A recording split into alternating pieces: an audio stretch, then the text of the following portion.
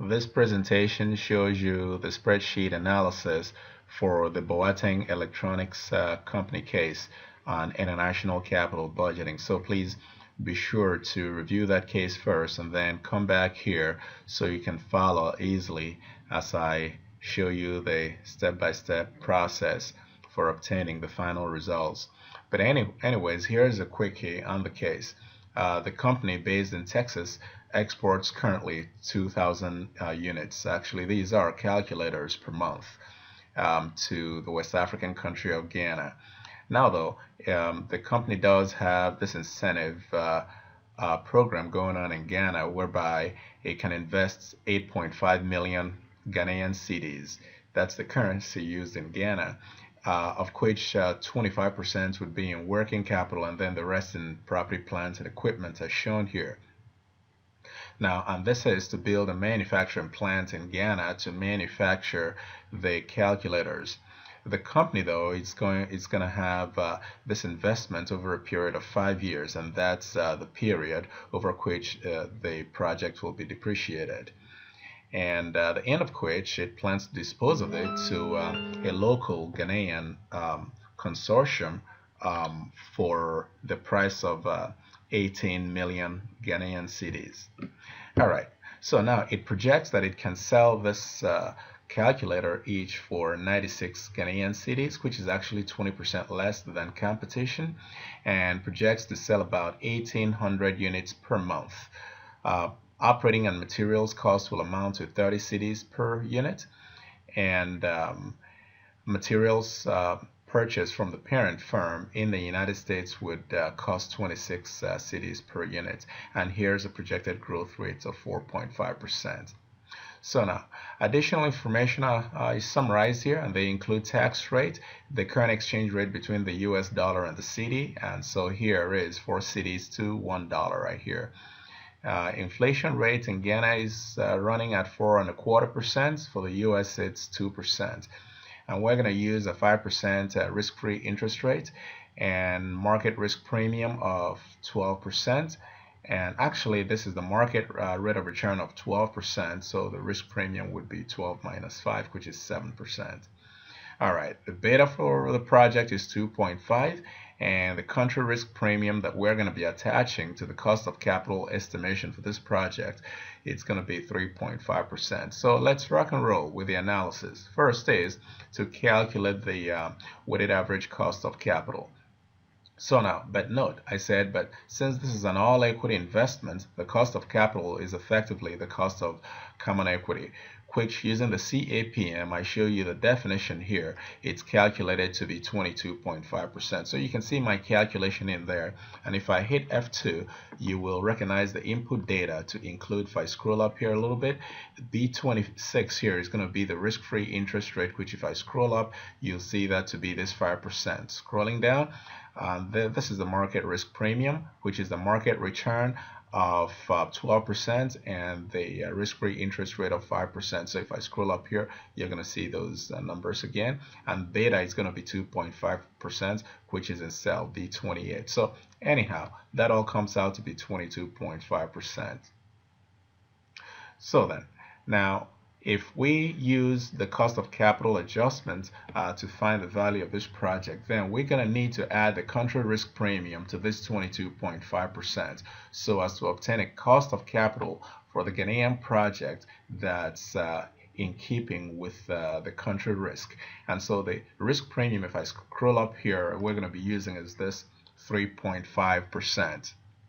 All right, so now then, continuing here, we calculate the depreciation, the annual depreciation here to be 1.275 million. So that's the calculation up there using the straight line method. If I F2 it to show the input data, it's going to be the depreciable cost, which is in cell B9. If I go up here, you see the depreciable cost is the amount invested in property, plant, and equipment. Since it's going to be fully depreciated, that means the ending book value would have to be 0. And so we divide by 5, and that's how we get this 1.275 million. All right, so now keep in mind that all of these are, as I show up here, are all in Ghana cedis, in Ghanaian cedis, if you like. All right, so here's the core analysis. So here for the revenues, and I show the calculation up here, keep in mind the data provided are in months. So it's going to be the price multiplied by units, and then we multiply by 12. So if I hit F2, you'll see all I did was, if I sit there, I hit equal, and I could open a parenthesis if I want to, and I go up here to the input, and I click on the number of units right up here. So I click on the sales per units, which is this amount here, and I multiply that by the price per unit, which is this 96 Ghana cedis. And then, so this is going to give me the monthly selling price. All right, so because it's number of units per month multiplied by price per unit, so to annualize it, I simply multiply it by 12. So I put the parentheses just so as to show you the logic in the calculation. Otherwise, parentheses are actually not necessary given the mathematics of this. They're all multiplicative. So I hit enter, and that's how I got this guy right here. So all I have to do going forward was to kick up this amount by the rate of inflation over the next 5 years, and that's what you see here. So to get the rate of inflation, it would be equal, I click on this, multiplied by open parenthesis 1 plus the growth rate actually. So if I go up here, that growth rate is 4.5%, which you see right there. All right. So then you close parenthesis, and that's how you get, what you saw there earlier. And then you do the same for each of the years, right? And you can just put an absolute reference around the growth rate and then copy it over, right? So anyhow, so coming back down here, we subtract our variable costs. Now, there are two parts to it. We have operating and materials cost, and then we have the materials purchased from the parent company. So each of these again is expressed on a monthly basis. So it's going to be, if I go up here, so it's going to be the operating and materials cost of 30 cedis per unit multiplied by the price per unit. All right, sorry, multiplied by the number of units per month. So that's same thing with materials purchased, which is 26 cedis per unit multiplied by sales in units. So these are all monthly, and so again, scrolling back here, they're all going to have to be multiplied by 12 to annualize them, and then you grow them by the rate of inflation, by the projected growth rate, which basically represents an inflation of sorts if you want to. But these are given as growth rates, and we are using the same growth rate for revenues. We're using the same growth rate for revenues to obtain the data for the variable costs, these two items right here, right, that you see right here. So the total is this. Then we subtract depreciation expenses. Depreciation expenses are part of our operating cost, but in capital budgeting, we like to pull them away because these are non-cash charges, and so we're going to be adding them back at the end of the analysis. So otherwise, total operating cost, if I hit F2, would include this total variable cost and then depreciation expenses. And then we determine our earnings before interest and taxes. If I hit F2, it's going to be our total revenue minus our total operating costs.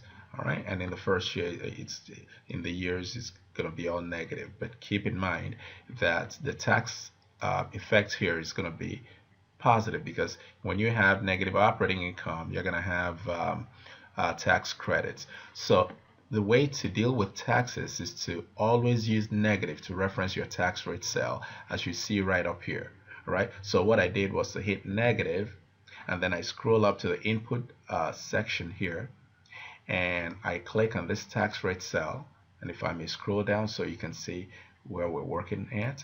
All right, and then I multiplied the asterisk key by this, and I hit enter. That way, if the operating income here is a negative, then the result here would be a loss, because a negative multiplying a negative is going to return a positive. If on the other hand, this guy here were to be an operating income, a positive value, then a negative tax rate multiplying it will show us the tax liability. So if I were to just write some positive value there, say 289,000, something like that, as you can see, it returns a negative. So this is a tax liability that would have to be paid. So it makes that programming there robust. And then you do the same for the rest of the cells, and then you calculate your earnings after tax, which if I hit F2 is going to be the sum of these two. So use the sum command, because if you do this cell minus this cell, your math is going to be off. So it's to be safe, when taxes are shown to represent either tax payments or tax credits, as in this case, it's better to use the sum command so it nets these two values for what they are. And then we add back depreciation, as you can see. All right, so we simply reference these cash flows right here. And then adding back depreciation, this is our final projected net cash flows. Keep in mind, investment in property, plant, and equipment is 6.375, so we reference it. All right, so it's referenced as a negative because it's a negative cash flow. Working capital is also referenced as a negative because it's a negative cash flow, but as is customary in capital budgeting, working capital is recaptured, and the case tells you that. And then the terminal value is 18 million, as you can see there, which is also referenced. Everything in the analysis is referenced. You do not type anything in the analysis section of your spreadsheet. All data in this section must be referenced. That way, any changes that have to be made would be done so right here in the input section of the balance sheet. All right, but below this word analysis, everything has to be referenced and calculated.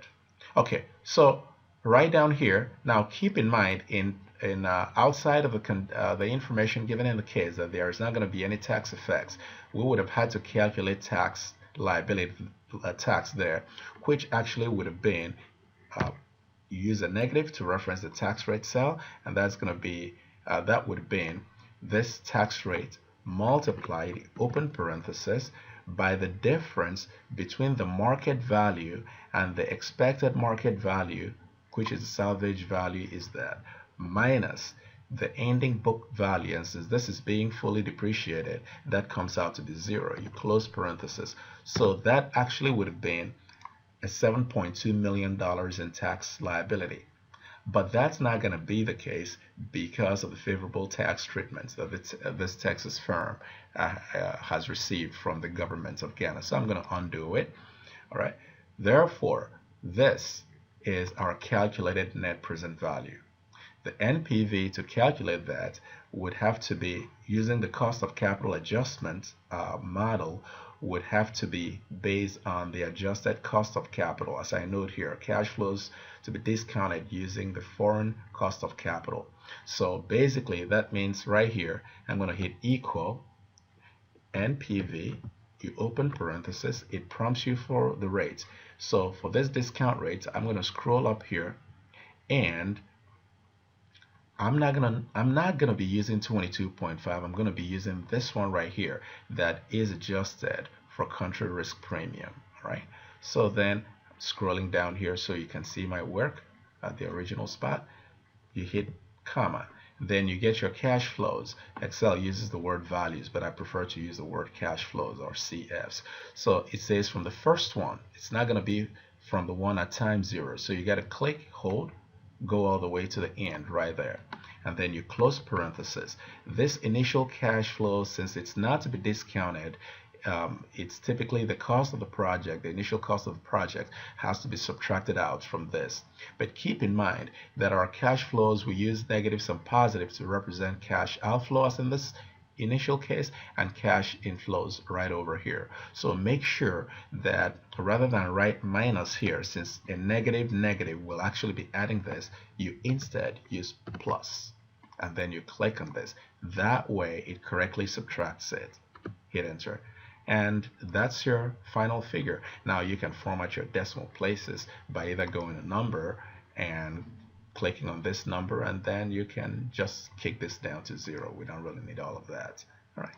And then for IRR, it's equal IRR. You can type in lowercase or uppercase, open parenthesis.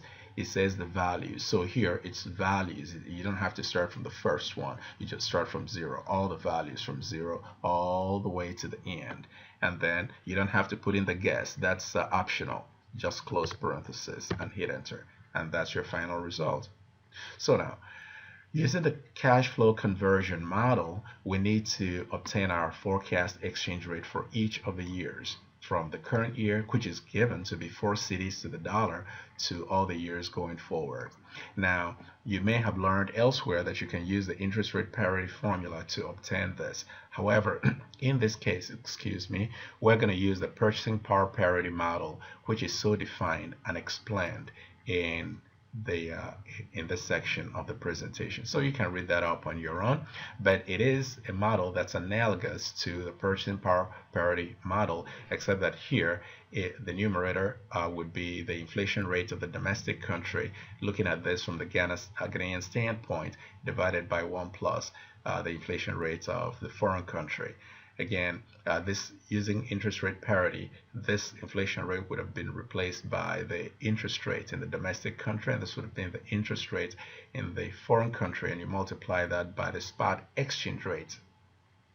In this case, we are given that spot exchange rate to be 4 cities to the dollar, and that's going to be in direct quotes, again, from the Ghanaian standpoint.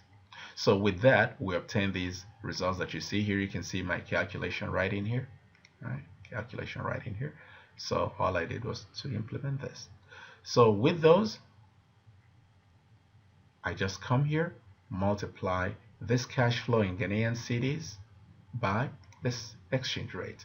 Multiply this by this to obtain this result. So all I did, if I may show you that, actually it's a division, because these are Ghanaian cedis, and these are direct quotes from the Ghanaian standpoint. So what we're going to do to obtain the US equivalent would be equal, we click on this and we divide by the direct quotes. If we had shown these exchange rates in US dollars, then we would have been multiplying the US dollars, the exchange rate expressed in US dollars, by these cash flows expressed in Ghanaian cedis.